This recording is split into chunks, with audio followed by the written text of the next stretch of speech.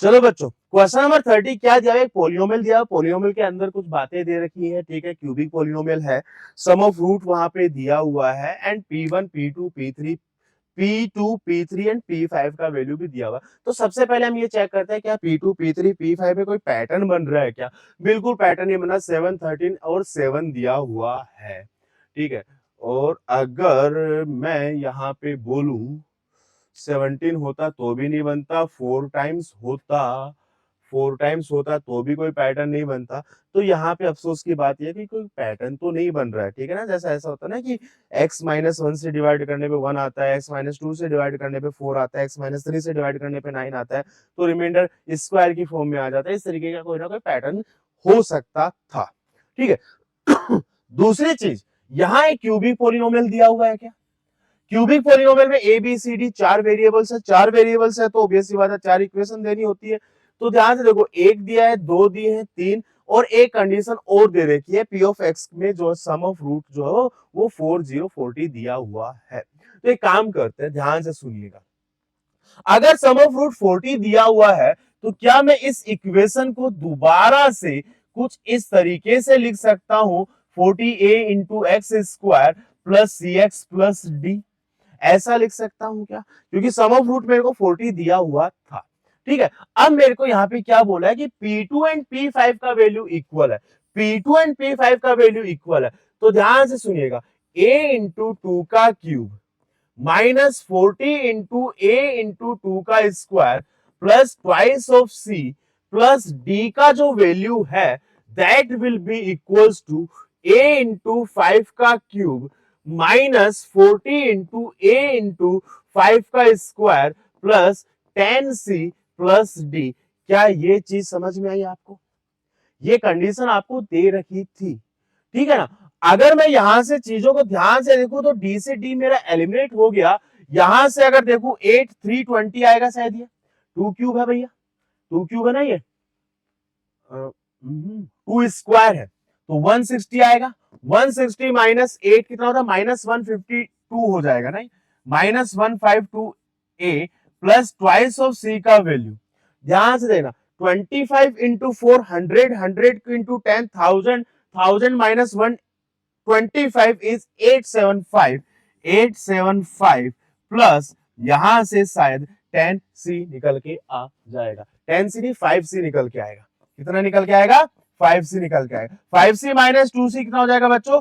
3c हो जाएगा। तो यहां से ये आएगा 875 माइनस 152 मल्टीप्लाई विद ए हो जाएगा क्या? क्लियर है? तो 875 को मैं 152 से डिवाइड करता हूं तो ये 3 आ गया, ये 2 आ गया, ये 7 आ गया, ठीक है।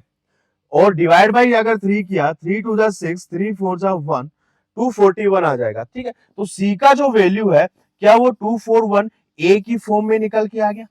ध्यान से सुनना, अभी तक जो मेरे पास इक्वेशन बनी है वो मैं इसको सिंगल वेरिएबल में लेके चल पड़ता हूं, सिंगल वेरिएबल में लेके चल पड़ता हूं। ध्यान से देखिएगा, मैं सारे वेरिएबल्स को एलिमिनेट करता ही जा रहा हूं। क्या इस पोलिनोमियल को मैं दोबारा से ax cube minus 40 ax square plus 241 into ए इंटू एक्स प्लस डी हो जाएगा क्या? अब मेरे पास अब सिर्फ दो वेरिएबल्स हैं और दो सिचुएशन और दे रखी है। कौन सा? कि P3 का वैल्यू 13 है, P3 का वैल्यू मेरे को 13 दिया हुआ है। ध्यान से देखिएगा, 13 3 रखना, 3 का cube 27a minus 360a plus 3 723 आएगा ये तो, a प्लस डी, ऐसा दिया हुआ है क्या? और एक काम करते हैं, हम एक इक्वेशन हम और यूज कर लेते हैं, P of two. P of 5 वाला थोड़ा इक्वेशन बड़ा हो जाएगा, तो पी ऑफ 2 का वैल्यू 7 भी दिया हुआ है क्या? पी ऑफ 2 का वैल्यू 7 भी दिया हुआ है क्या? 2 रखा तो ये वैसा बन गया 8a, ये बन जाएगा आपका 160a, ठीक है। ये 360a आ रहा है ना, 360a आ रहा है, ठीक है, ओके। और 2 रख रहे हैं तो 2 482, 482a, ठीक है, प्लस डी। एक काम करो, इन इक्वेशन को दोबारा से सेपरेट कर दो, आपको ए का वैल्यू मिल जाएगा, क्योंकि डी से डी तो एलिमिनेट होना है। तो 13 माइनस 7 तो हो गया भाई 6 हो गया, 13 माइनस 7 तो कितना हो गया 6 हो गया, 27 माइनस 8 आपका 9 हो गया, 19 ए हो गया। ठीक है, अच्छा मैं सेपरेट कर रहा हूं ऊपर से नीचे, क्या ये माइनस 200 ए हो जाएगा क्या? अच्छा एक चीज और कर सकते हो, क्या मैं यहाँ पे इस चीज को अगर देखूं तो ये शायद मेरा 241 ए है। कितना है भाई 241 ए है क्या? क्लियरली देख लो एक बार। ठीक है, अच्छा 240 एंड 90 कितना हो जाएगा 260 हो जाएगा, 260 माइनस 200 करेंगे तो 60 ए हो जाएगा। तो ए का जो वैल्यू है ये मेरा 1/10 निकल कर आया है। अब एक काम करते हैं यहाँ पे लिख देते हैं, अगर भाई ए का वैल्यू मेरा 1/10 है, ठीक है ना, ए का वैल्यू मेरा 1/10 हो गया है। ठीक है, वैल्यूज हम लिख देंगे। अच्छा सीबीसी फॉर्म में आ चुका था, मुझे कोई दिक्कत नहीं है। ठीक है, अब मैं एक काम और कर सकता हूं, इस इक्वेशन को मैं दोबारा से यूज करता हूं और डी का वैल्यू कैलकुलेट करने की कोशिश करता हूं। P5 का वैल्यू 7 दिया हुआ है, क्योंकि डी भी निकालना इंपॉर्टेंट है इस प्रॉब्लम के अंदर, है ना। तो ax³ minus 40 ax square, ax³ minus 40 ax square, ठीक है, plus 241 plus 240x a into x plus A x plus D. ठीक है, ये मेरे को दिया हुआ है, वापस से देख लेते हैं। 241 है, ठीक है, कोई दिक्कत नहीं। और पी ऑफ 2 का वैल्यू मेरे को 7 दिया हुआ है, पी ऑफ 2 का वैल्यू मेरे को 7 दिया हुआ है। एक्स की जगह 2 रखेंगे तो 7 बनेगा, 7 बनेगा तो ये 8a बनेगा, माइनस 40 इंटू ए इंटू 2 की जगह रखेंगे 4 बनेगा। ठीक है, तो ये बनेगा 480 इंटू ए बनेगा, ये बन जाएगा ट्वाइस ऑफ ए, और ये बन जाएगा आपका डी। ए का वैल्यू मेरा 1/10 आ चुका है, ए का वैल्यू मेरा 1/10 आ चुका है।